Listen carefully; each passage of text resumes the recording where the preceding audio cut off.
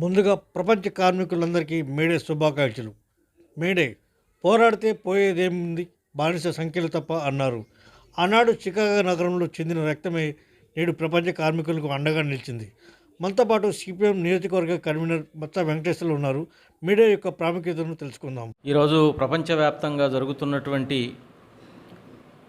కార్మిక కర్షక మైత్రి దినమైనటువంటి మేడే ప్రపంచ ప్రజలకు, శ్రామిక జనాభాకు శుభాకాంక్షలు తెలియజేస్తా ఉన్నాం. మేడే అంటే కార్మికుల యొక్క రక్తధర్మతో పునీతమైనటువంటి ఎరుపెక్కినటువంటి జెండా. ఆ జెండా పండగ ఈనాడు ప్రపంచవ్యాప్తంగా సాగుతూ ఉంది. ఆనాడు పెట్టుబడిదారులకు, కార్మికులకు మధ్యన జరిగినటువంటి ప్రజాయుద్ధంలో బూర్జువా భూస్వామ్య శక్తులు, పెట్టుబడిదారీ శక్తులు కార్మిక ర్యాలీ పైన కర్కశంగా పోలీసు కాల్పులు జరిపినటువంటి నేపథ్యంలో నలుగురు అక్కడికక్కడే మృతి చెందటం జరిగింది. అది చికాగో నగరం, అమెరికాలో హే అనేటటువంటి పట్టణంలో జరిగినటువంటి ర్యాలీలో ఈ దుర్ఘటన జరిగింది. తర్వాత నలుగురిని ఉరిదీశారు. మొత్తం మీద 8 మంది చికాగో అమరవీరులు సిందించినటువంటి రక్తం ఆధారంగా ఏర్పెక్కినటువంటి ఈ జెండానే ఈ మేడేకి దిక్చూచిగా ఉంది. ఆనాడు చికాగో అమరవీరులు చిందించినటువంటి రక్తం దేనికోసం, ఎవరి కోసం అని అన్నప్పుడు కార్మిక హక్కుల కోసం, జీతభత్యాల కోసం, పని గంటలు, ప్రధానంగా పని గంటలు తగ్గింపు కోసం సాగినటువంటి మహోద్యమం. ఆ ఉద్యమం యొక్క ఫలితంగానే ఇవాళ 8 గంటల పని విధానం అనేది కొనసాగుతుంది. 1986 మే 1వ తేదీన జరిగినటువంటి ఈ ఘటన 183 సంవత్సరాల తర్వాత కూడా ఇవాళ కార్మిక హక్కుల కోసం ప్రజా ఉద్యమాలు చేయవలసినటువంటి అవసరం ఏర్పడ్డది. పాలకులు మారుతున్నప్పటికీ వారి యొక్క విధానాల్లో మార్పు రాని కారణంగానే ఇటువంటి పరిస్థితులు మన ముందు కనపడతా ఉన్నాయి. ఇప్పుడున్నటువంటి పాలకులు, గత పాలకులు, ఈ దేశాన్ని ఎక్కువగా పరిపాలించింది కాంగ్రెస్ కూడా బడా బూర్జువా వర్గానికి చెందినటువంటి ప్రతినిధి.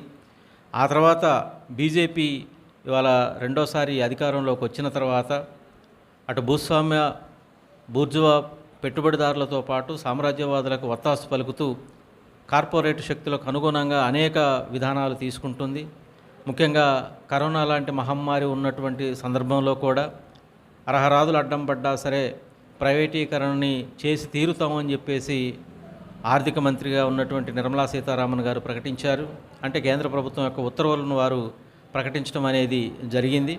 ఇవాళ కార్మిక కర్షక మైత్రి అనేది లేకుండా పాలక వర్గాలు కుట్రలు కుతంత్రాలు చేస్తున్నాయి. అందులో భాగంగానే రైతాంగం గిట్టుబాటు ధర కోసం ఢిల్లీ నడిబొడ్డున సాగినటువంటి ఉద్యమం కానీ, అట్లానే భారతదేశానికి స్వాతంత్రం రాకపూర్వమే సాధించుకున్నటువంటి కార్మిక చట్టాలు, 48 కార్మిక చట్టాలు 4 కార్మిక కోడ్లుగా విభజన చేసి ఇవాళ పౌర హక్కులు లేకుండా, ప్రజాస్వామ్యం లేకుండా, పోరాడే శక్తి లేకోకుండా కార్పొరేట్ శక్తులకు అనుగుణంగా చేసేటటువంటి నిర్ణయాలు, ఈ నిర్ణయాలన్నీ కూడా ఆనాడు చికాగో అమరవీరులు ఏదైతే పోరాడి సాధించుకున్నారో ఆ హక్కులకు నేడు భంగం కలిగేటటువంటి పరిస్థితి ఉంది. కాబట్టి ఇప్పుడు కూడా మనం మేడే స్ఫూర్తితోని, చికాగో అమరవీరుల యొక్క స్ఫూర్తితోని కార్మిక హక్కులను కాపాడుకోవటం కోసం మనమంతా కూడా సిద్ధం కావాల్సిన అవసరం ఉంది. ఇవాళ పేద కార్మికులే కాదు, ధనవంతుల్లో ఉన్నటువంటి, అంటే మధ్యతరగతి అబోవ్ మిడిల్ క్లాస్లో ఉన్నటువంటి కార్మిక వర్గం కూడా, అంటే ఉద్యోగులు, ఆ సోకాల్డ్ ఎంప్లాయీస్, వీళ్ళంతా కూడా ఇవాళ వాళ్ళ జీతభత్యాల కోసం, వారి హక్కుల కోసం, వారి సమస్యల సాధన కోసం ఇవాళ మేడే స్ఫూర్తితోని, చికాగో అమరవీరుల యొక్క స్ఫూర్తితోని ఇవాళ ప్రశ్నించే తత్వాన్ని భారత రాజ్యాంగం కూడా మనకి పౌర హక్కులు కల్పించింది. ప్రాథమిక హక్కుల్లో భాగంగా స్వేచ్ఛ, సమానత్వం, సౌభ్రాతృత్వం, వీటి ద్వారా మన హక్కుల్ని కాపాడుకోవడానికి అవకాశం ఉంటుందని ప్రసాదించినటువంటి భారత రాజ్యాంగ స్ఫూర్తి కూడా తూట్లు పడిసేటటువంటి విధానాలు కొనసాగుతూ ఉన్నాయి. ముఖ్యంగా బీజేపీ మతోన్మాద రాజ్యాన్ని తీసుకురావడం కోసం మనువాద సిద్ధాంతాన్ని ముందుకు తీసుకొచ్చి ఇవాళ అనంత హెగ్డే అని చెప్పేసి కేంద్ర మంత్రి ప్రకటించడం జరిగింది. 400 సీట్లు మాకు ఇస్తే మేము భారత రాజ్యాంగాన్ని మారుస్తాం అని అంటారు. భారత రాజ్యాంగాన్ని మారిసి ఏం చేస్తారు? మనువాద శాస్త్రాన్ని ముందుకు తీసుకొస్తారు, పాతకాలపు ఫ్యూడల్ భావజాలాన్ని ముందుకు తీసుకొస్తారు. పోరాడే శక్తి లేకుండా ఎక్కడవాడు అక్కడే ఉండాలి, కులాలు ఉండాలి, మతాలు ఉండాలి, ప్రాంతాలు ఉండాలి, ఇటువంటి వైరుధ్యాలని తీసుకొచ్చేటటువంటి ఒక విపత్కర పరిస్థితి భవిష్యత్తులో రాబోతూ ఉంది. అందుకోసం కార్మికులు, కర్షకులు, సమస్త శ్రామిక జనం ఇవాళ ఐక్యమై మనకున్నటువంటి ముఖ్యంగా పీడిత వర్గాల విముక్తి కోసం దోపిడీకి వ్యతిరేకంగా పోరాటాలకు సిద్ధం కావాల్సిన అవసరం ఉంది.